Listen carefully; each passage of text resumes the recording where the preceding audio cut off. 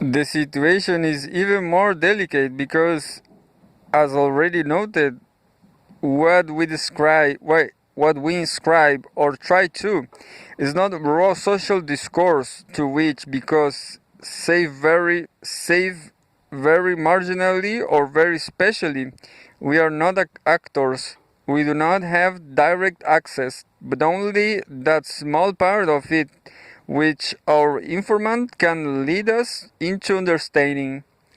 This is not as fatal as it sounds, for in fact, not all Cretans are liars, and it is not necessary to know everything in order to understand something. But it does make the view of anthropological analysis as the conceptual manipulation of discovered facts, a logical reconstruction of a mere reality, seems rather lame. To set forth symmetrical crystals of significance, purified of the material complexity in which they were located, and then attribute their existence to autonomous principles, aut- autogenous principles of order, universal properties, and the human mind, or vast a priori Weltanschauung, is to pretend a science that does not exist and imagine a reality that cannot be found. Cultural analysis is, or should be, guessing at meanings, assessing the guesses, and drawing explanatory conclusions from the better guesses, not discovering the continent of meaning and mapping out its bodiless landscape. So there are three characteristics of ethnographic description. It is imperative that it is imperative. What it is imperative of is the flow of social discourse, and the interpreting involved consists in trying to rescue the seed of such discourse from its perishing occasions and fix it in perusable terms. The Kula is gone or altered, but for the better or worse, the Argonauts of the Western Pacific remains. But there is, in addition, a fourth characteristic of such description, at least as I practice it. It is microscopic. This is not to say that there are not large-scale anthropological interpretations of whole societies, civilizations, world events, and so on. Indeed, it is such extension of our analysis to wider constant that, along with their theoretical implications, recommends them to general attention and justifies our constructing them. No one really cares anymore. Not even Cohen, well, maybe Cohen, about those sheep as such. History may have its unobtrusive turning points, great noises in a little room, but this little go-round was surely not one of them. It is merely to say that the anthropologist characteristically approaches such broader interpretations and more abstract analysis from the direction of exceedingly extended acquaintances with extremely small matters. He confronts the same grand realities that others, historians, economists, political scientists, sociologists, confront in more faithful settings: power, change, fate, oppression, work, passion, authority, beauty, violence, love, prestige. But he confronts them in contexts obscure enough, places like Marmusha and lives like Cohen's, to take the capital letters of them. These all too human constancies, those big words that make us all afraid, take a homily from for take a homily form in such homely contexts. But that is exactly the advantage. The advantage. There are enough profundities in the world already. Yet the problem of how to get from a collection of ethnographic miniatures of the order of our ship story and assortment of remarks and anecdotes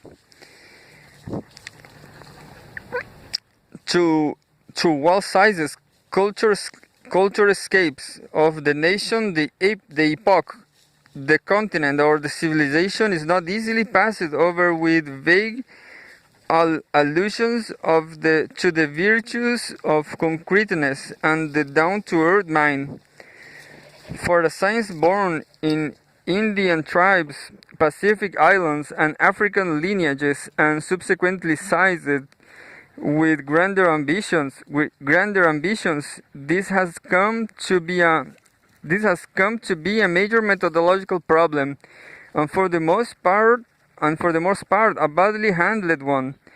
The models that anthropologists have themselves worked out to justify their moving from local truths to general visions have been, in fact, as responsible for undermining the effort as anything their critics, sociologists obsessed with sample sizes, psychologists with measures, or economists with aggregates have been able to devise against them. Of these, the two main ones have been the Jonesville in the USA microcosmic model, and the Eastern Island is a testing case natural experiment model. Either even in a grain of sand of the farther shores of possibility. The Jonesville is America writ small, or America's is Jonesville writ large. Fallacy so obviously one that the only thing that needs explanation is how people have managed to believe it and expected others to believe it. The notion that one can find the essence of national societies, civilizations, great religions, or whatever summed up and simplified in so-called typical small towns and villages is palpable nonsense. What one finds is in small towns and villages is alas small towns or village life. Is localized microscopic studies were really depend for their greater relevance upon such a premise that they capture the great world in the little. They wouldn't have any relevance, but of course they are not. The locus of study is not the object of study. Anthropologists don't study villages, tribes, towns, neighborhoods. They study in villages. You can study different things in different places, and some things, for example, that what colonial domination does to establishes frames of moral expectations, you can best study in confined localities. But what doesn't make the place what it is you are studying in the remoter provinces of Morocco and Indonesia, I have wrestled with the same question, or other social scientists have wrestled with in more central locations. For example, how comes in that man's most importunate claims to humanity are cast in the accents of group pride, and with about the same conclusiveness. One can add a dimension, one much needed in the present climate of size up and solve social science, but that is all. there is a certain value if you are going to run on about the exploitation of the masses. In having seen a Japanese sharecropper turning earth in a tropical downpour, or a Moroccan tailor embroidering kaftans by the light of a 20-watt bulb.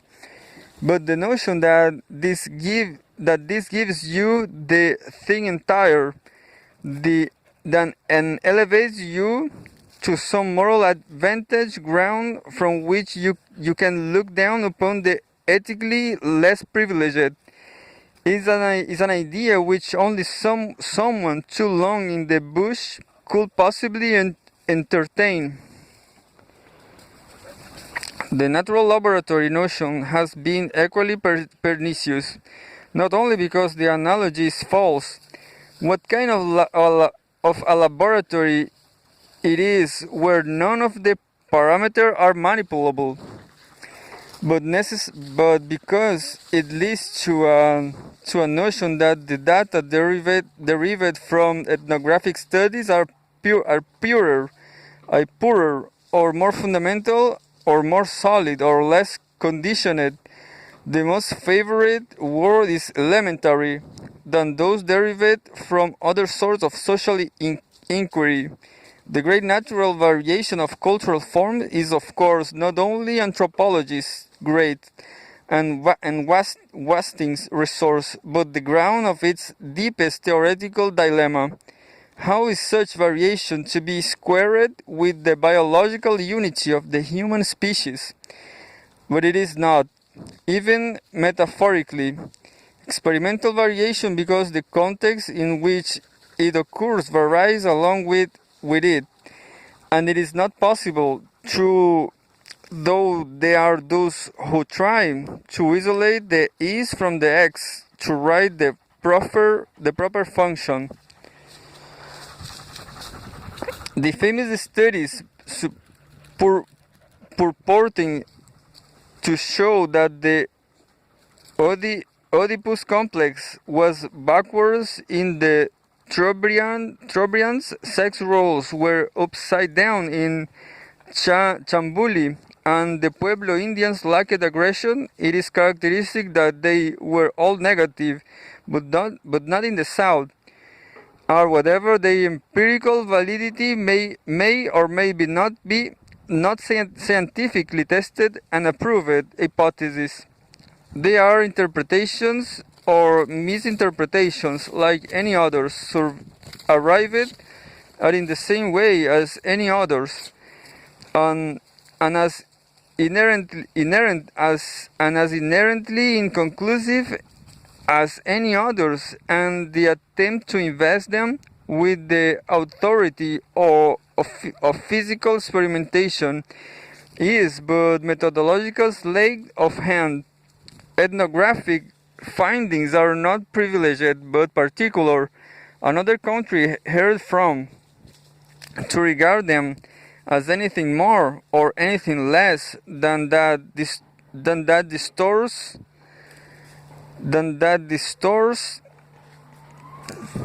both them and their implications, which are far profounder than mere primitivity for social theory. Another country heard from the reason that protracted descriptions of distant ship rates, and a really good ethnographer will have gone into what kind of ship they were, have general relevance in that they present the sociological mind with body stuff on which to feed. The important thing about the anthropologist's findings is their complex specificness, their circumstability, their circumstantiability. It is with the kind of material produces by long term mainly, though not exclusively, qualitative, highly participate participative, and almost obsessively fine-combed file is such in confined context then that the mega concept with which contemporary social science is afflicted, legitimacy, modernization, integration, conflict, charisma, structure, meaning, can be given the sort of sensible actuality that makes it possible to think not only realistically and concretely about them, but what is more important, creatively and imaginatively with them. The methodological problem which the microscopic nature of ethnography presents is both real and critical, but it is not to be resolved by regarding a remote locality as the world in a teacup or as the sociological equivalent of a cloud chamber. It is to be resolved, or anyway decently kept at bay, by realizing that social actions are comments or more than themselves, that where an interpretation comes from does not determine where it can be impelled to go. Small facts speaks to large issues, wings to epistemology, or ships race to revolution because they are made to.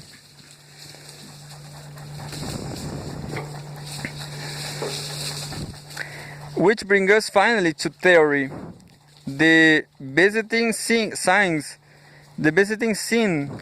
of interpretative approaches to anything, literature, dreams, symptoms, culture, is that they tend to resist, or to be permitted to resist conceptual articulation and thus to escape systematic modes of assessment. You either grasp an interpretation or you do not. See the point of it, or you do not.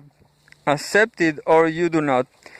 Imprisoned in the immediacy of its own detail, it is pretended as self-validation, or worse, as validated by the supposedly developed sensitiveness of the person who presents it. Any attempt to cast what it says in terms other than its own is regarded as a travesty, as the anthropologist's severest term of moral abuse, ethnocentric. For a field of study which, however, timidly, though I myself am not timid about the matter at all, assert itself to be a science, this just will not do. There is no reason why the conceptual structures of a cultural interpretation should be any less formulable, and thus less susceptible to explicit canons of appraisal than that of, say, a biological observation or a physical experiment. No reason except that the terms in which such formulations can be cast are, if not wholly non-existent, very nearly so. We are reduced to insinuating theories because we lack the power to state them. At the same time, it must be admitted that there are a number of characteristics of cultural interpretations which make the theoretical development of it more than usually difficult. The fear is the need for theory to stay rather close to the ground than tends to be the case in sciences more able to give themselves over the imaginative abstraction. Only short flights of ratiocination tend to be effective in anthropology. Longer ones tend to drift off into logical dreams. Academic bemusements with formal symmetry. The whole point of a semiotic approach to culture is, as I have said, to aid us in gaining access to the conceptual world in which our subjects live so that we can, in some extended sense of the term, converse with them. The tension between the pull of this need to penetrate an unfamiliar universe of symbolic action and the requirements of technical advance in the theory of culture, between the need to grasp and the need to analyze is as a result both necessarily great and essentially irremovable.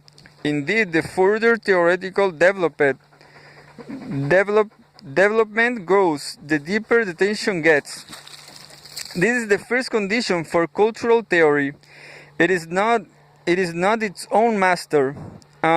It is unservable from the immediacies. Thick description presents its freedom to shape itself in terms of its internal logic. Internal logic is rather limited. What generally it contrives to achieve grows out of the delicacy of its distinctions, not the sweep of its abstractions.